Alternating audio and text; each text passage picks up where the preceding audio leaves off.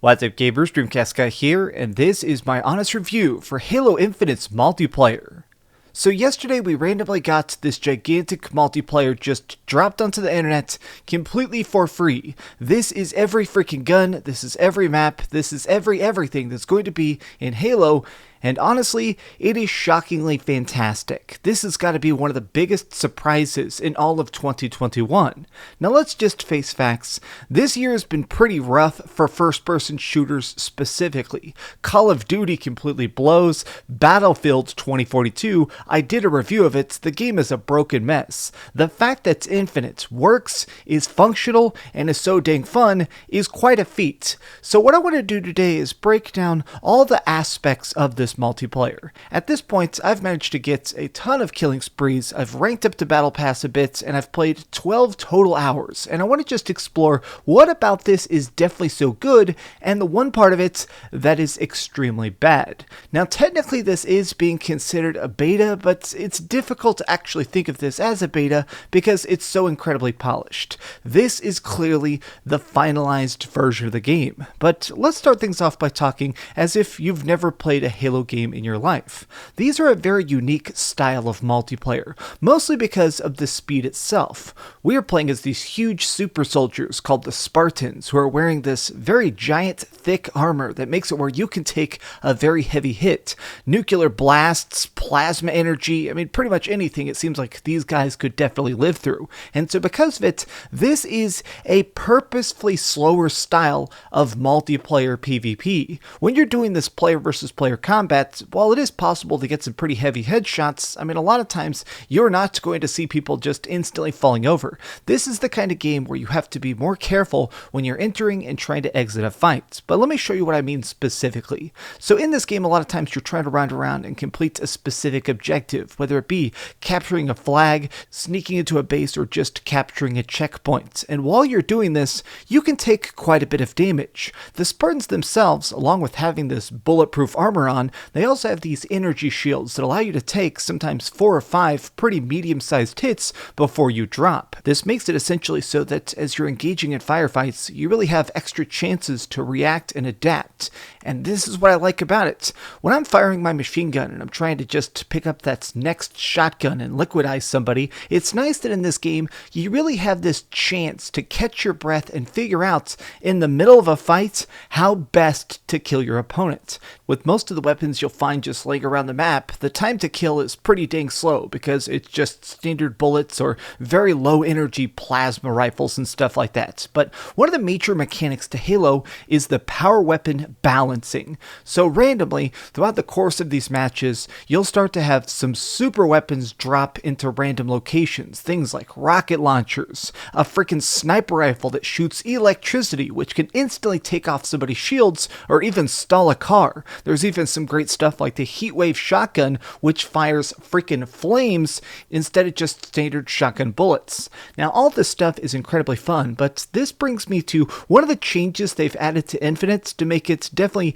more approachable to newcomers. So whenever you walk up to these weapon racks, there's almost this like loading bar at the top that tells you when it's going to respawn. You can even see a silhouette of what the weapon is going to be. So if you see that a rocket launcher is coming back in 60 seconds, it might be worth fighting near it until it comes back. But once the gun itself spawns, if it's something you've never seen before because it's some sort of heavy rifle or something, you can stare at it and it pops up this very useful diagram that tells you its power, its abilities, and what range it's most deadly at. Even as a Halo veteran and somebody that gets a lot of freaking killing sprees, I appreciate the fact that there's this educational aspect to the weapons themselves. A lot of times when I'm picking up one of these new guns, it's cool that it's telling me how best to use it before I end up wasting bullets trying to figure it out. But this goes for the gadgets as well. Okay, since we are playing as Master Chief and the Spartans, these people obviously love technology. The fact that we're able to be in these giant super suits and drive around in futuristic cars or or fly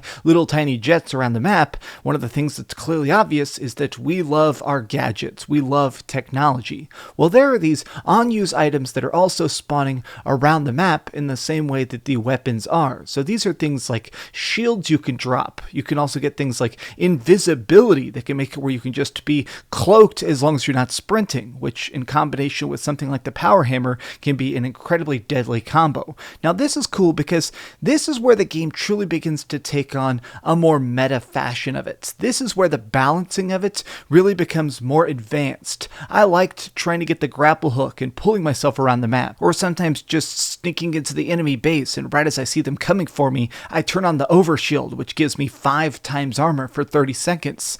These things really make it where there's such a delicious balancing. It almost feels like this huge symphony of different styles of gameplay that all come together so brilliantly. Halo Infinite multiplayer is so exceptionally good because while you're doing it, it feels rewarding to be good at it. I have won a lot of matches. I've been playing 12 hours, as I've said, and a lot of it was with my friends. We would sometimes win Slayer matches just 40 points ahead of the enemy team. Like, we straight up would just school kids all freaking night. And it wasn't just because we'd practiced more. It felt like there was this educational aspect to every single victory. Now, I do want to talk about the biggest 2 detriments to the games as it exists right now, which is the Battle Pass and the fact that you can't select specific game modes. Now, I want to talk about the Battle Pass. This is the one aspect of the game that downright sucks. On the surface, this Battle Pass seems very normal at first. It's the standard thing of, here's a series of levels. The more you level up your Battle Pass, the more you get cool optional cosmetics that'll make it where you can customize your armor, customize your color palette, or even make it where you're actually on fire. The Battle Pass's rewards are great. The problem is that the only way to level up, the only way to get this new armor is by doing these goals, which are again very randomized. These can be things like winning quick matches, landing a certain amount of headshots, or sometimes getting kills with a specific weapon like the pistol or the needler. Now, the issue with this is that sometimes, like me, I enjoy earning all these cool pieces of armor, and ranking up to customize myself is a gigantic motivator to it. But there is only this one path. You cannot just be a great player. You have to hope you get great challenges. There is no experience points except for these daily and weekly quests. This is it. You cannot just rock. Like, it's kind of frustrating the amount of times where I jumped into a game and I killed the entire enemy team by myself, and then I leave that match and get 0 experience points. The fact that I played this for 12 hours and I'm level 3 on the Battle Pass feels insane to me. The Battle Pass goes all the way up to level 100, which means that extrapolating that out, it's going to take me perhaps hundreds of hours of actively playing in order to get the best rewards, even at the highest skill level. I've seen a lot of people online very confused by this because they're saying, how is it that I can be so good at a game and yet getting 0 rewards from it? It's something that is mildly detrimental to every aspect of this game.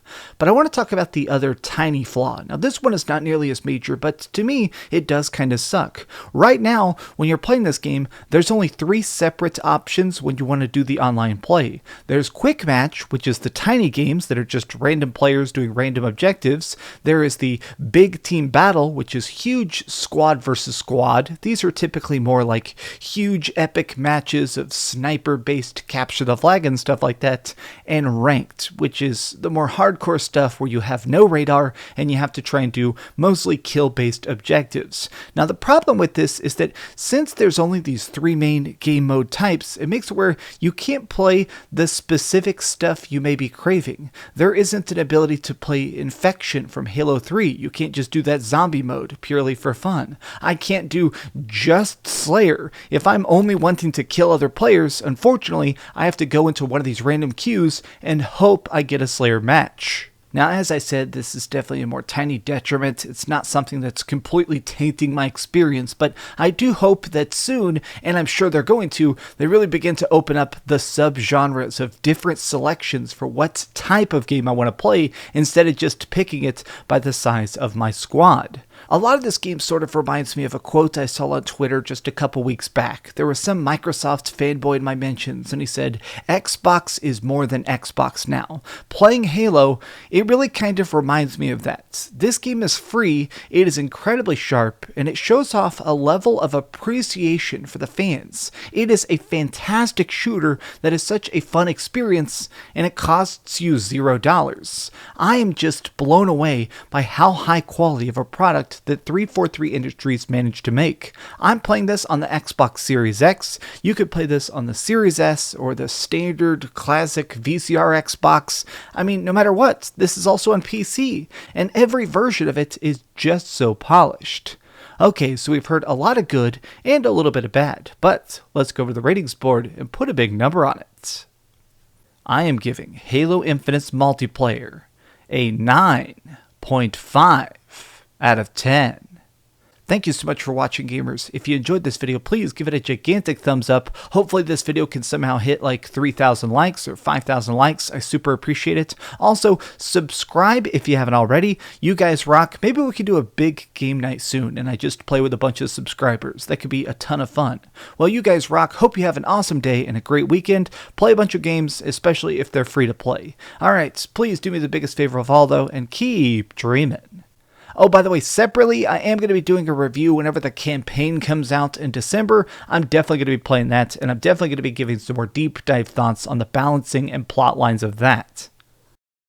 Thanks so much for watching that video. If you want to see something else, you can always click this link to see what I put up last, or, subscribe and see what's coming up next. Also, I promise that whatever I do, it'll try not to suck.